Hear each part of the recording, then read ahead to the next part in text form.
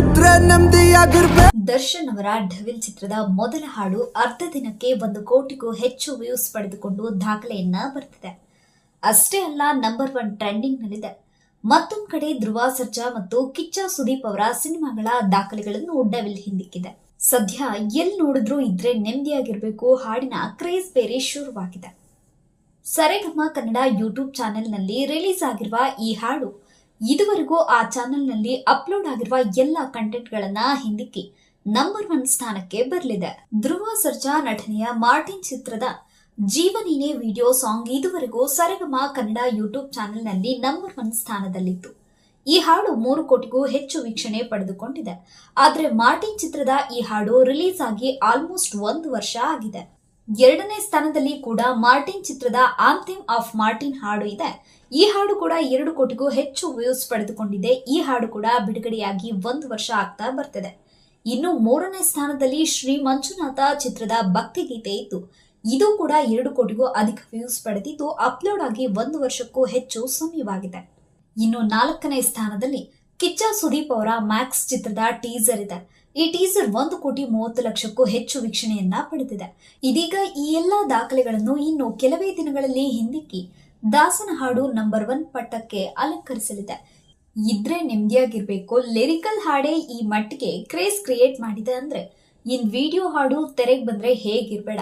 ಒಟ್ಟಾರೆ ಈ ಹಾಡು ಕೇವಲ ಸರೆಗಮ ಕನ್ನಡ ಯೂಟ್ಯೂಬ್ ಚಾನೆಲ್ ಅಲ್ಲಿ ಮಾತ್ರ ನಂಬರ್ 1 ಅಲ್ಲ, ಇಡೀ ದೇಶದಲ್ಲೇ ಟ್ರೆಂಡಿಂಗ್ ನಲ್ಲಿ ಟಾಪ್ ಅಲ್ಲಿ ಬಂದು ಕೂತಿದೆ. ಇಷ್ಟು ಬೇಗನೆ 1 ಕೋಟಿಗೂ ಹೆಚ್ಚು ವೀಕ್ಷಣೆ ಕಂಡ ಇತಿಹಾಸವನ್ನ ಬರೆದಿದೆ.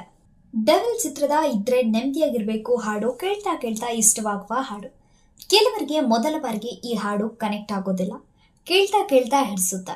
ಇಷ್ಟಾದ್ರೂ ಹಲವರಿಂದ ಈ ಹಾಡಿಗೆ ಮಿಶ್ರ ಪ್ರತಿಕ್ರಿಯೆ ಸಿಕ್ಕಿದೆ. ಅಜನೀಶ್ ಲೋಕನಾಥ್ ಅವರ ಮ್ಯೂಸಿಕ್ ಎಲ್ಲರಿಗೂ ಇಷ್ಟವಾಗಿದ್ದು, ಕಂಪೋಸ್ ಬಗ್ಗೆ ಎಲ್ಲರೂ ಮೆಚ್ಚುಗೆಯನ್ನ ವ್ಯಕ್ತಪಡಿಸಿದ್ದಾರೆ. ಆದರೆ ಸಾಹಿತ್ಯ ಇನ್ನೂ ಪವರ್ಫುಲ್ ಆಗಿರಬಹುದಿತ್ತು ಅಂತ ನೆಟ್ಟಿಗರು ಅಸಮಾಧಾನ ವ್ಯಕ್ತಪಡಿಸಿದ್ದು, ಅನಿರುದ್ಧ್ ಶಾಸ್ತ್ರಿ ಅವರು ಈ ಹಾಡಿಗೆ ಸಾಹಿತ್ಯವನ್ನ ಬರೆದಿದ್ದಾರೆ. ಪುಷ್ಪ ಸಿನಿಮಾ ಖ್ಯಾತಿಯ ಗಾಯಕ ದೀಪಕ್ ಬ್ಲೂ ಅವರು ಈ ಹಾಡನ್ನು ಹಾಡಿದ್ದಾರೆ. ಅದೇನೇ ಆದ್ರೂ ದಾಸನ ಫ್ಯಾನ್ಸ್ ಈ ಹಾಡನ್ನು ಎಂಜಾಯ್ ಮಾಡ್ತಿದ್ದಾರೆ. ದರ್ಶನ್ ಹೆಸರು ಮತ್ತು ಅವರ ಯೂನಿಕ್ ಡೈಲಾಗ್ ಈ ಹಾಡನ್ನು ಒಂದೇ ದಿನಕ್ಕೆ ಬ್ಲಾಕ್ ಬಸ್ಟರ್ ಹಿಟ್ ಮಾಡಿಬಿಟ್ಟಿದೆ.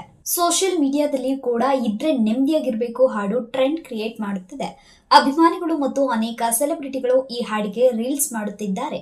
ಆ ಮೂಲಕ ಡೆವಿಲ್ ಸಿನಿಮಾ ಮೇಲೆ ಇರುವ ಕ್ರೇಜ್ ಎಂತದ್ದು ಅನ್ನೋದನ್ನ ಅಭಿಮಾನಿಗಳು ತೋರಿಸುತ್ತಿದ್ದಾರೆ. ಡೆವಿಲ್ ಚಿತ್ರದ ಇದ್ರೆ ನೆಮ್ಮದಿಯಾಗಿರ್ಬೇಕು ಮೊದಲ ಸಾಂಗ್ ರಿಲೀಸ್ ಆದ ಬೆನ್ನಲ್ಲೇ ಡೆವಿಲ್ ಸಿನಿಮಾದ ದಿನಾಂಕವನ್ನ ಅನೌನ್ಸ್ ಮಾಡಲಾಗಿದೆ. ಮಿಲನ ಪ್ರಕಾಶ್ ಅವರ ನಿರ್ದೇಶನದಲ್ಲಿ ಡೆವಿಲ್ ಸಿನಿಮಾ ಬಿಡುಗಡೆಗೆ ಸಿದ್ಧವಾಗುತ್ತಿದೆ. ಇದೀಗ ಸಿನಿಮಾ ರಿಲೀಸ್ ಡೇಟ್ ಬಗ್ಗೆ ದರ್ಶನ್ ಪತ್ನಿ ವಿಜಯಲಕ್ಷ್ಮಿ ಅವರು ಸೋಷಿಯಲ್ ಮೀಡಿಯಾದಲ್ಲಿ ಹಂಚಿಕೊಂಡಿದ್ದಾರೆ. ಹೌದು, ಡಿಸೆಂಬರ್ 12ರಂದು ರಾಜ್ಯಾದ್ಯಂತ ರಿಲೀಸ್ ಆಗಲಿದೆ.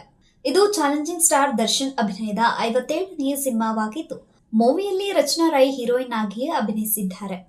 ಇಷ್ಟೆಲ್ಲ ಖುಷಿಯ ವಿಚಾರದ ನಡುವೆ ದರ್ಶನ್ ಅಭಿಮಾನಿಗಳ ಜೊತೆಗೆ ಇಲ್ಲ ಅನ್ನೋದೇ ಬೇಸರದ ವಿಚಾರ. ದರ್ಶನ್ ಜೈಲಲ್ಲಿರುವಾಗಲೇ ಈ ಸಿನಿಮಾ ತೆರೆಗೆ ಬರುವ ಅನಿವಾರ್ಯತೆ ಬಂದಿದೆ. ಎಲ್ಲವೂ ಅಂದುಕೊಂಡಂತೆ ಆಗಿದ್ರೆ ದರ್ಶನ್ ಡೆವಿಲ್ ಚಿತ್ರದ ಪ್ರಚಾರದ ಕೆಲಸದಲ್ಲಿ ತೊಡಗಿಸಿಕೊಳ್ಳಬೇಕಿತ್ತು. ಆದರೆ ಪ್ರಚಾರದ ಕೆಲಸವನ್ನ ಚಿತ್ರತಂಡದ ಜೊತೆಗೆ ವಿಜಯಲಕ್ಷ್ಮಿ ದರ್ಶನ್ ಅವರು ಕೂಡ ಮಾಡಲಿದ್ದಾರೆ. ದರ್ಶನ್ ಅವರು ಕೊಲೆ ಪ್ರಕರಣದಲ್ಲಿ ಹೈಕೋರ್ಟ್ನಿಂದ ಜಾಮೀನು ಪಡೆದು ಹೊರಬಂದಿದ್ರು. ಆದರೆ ಸುಪ್ರೀಂ ಕೋರ್ಟ್ ಆ ಜಾಮೀನು ಬಗ್ಗೆ ವಿಚಾರಣೆ ನಡೆಸಿ ದರ್ಶನ್ ಅವರನ್ನ ಮತ್ತೆ ಜೈಲಿಗೆ ಕಳುಹಿಸಿದೆ. ಇನ್ನು 6 ತಿಂಗಳವರೆಗೆ ದರ್ಶನ್ ಜೈಲಿನಲ್ಲೇ ಇರಬೇಕಾಗಬಹುದು. ಹಾಗಾಗಿ ದರ್ಶನ್ ಇಲ್ಲದೆ ಡೆವಿಲ್ ಸಿನಿಮಾವನ್ನ ಅಭಿಮಾನಿಗಳು ನೋಡಬೇಕಾಗಿದೆ.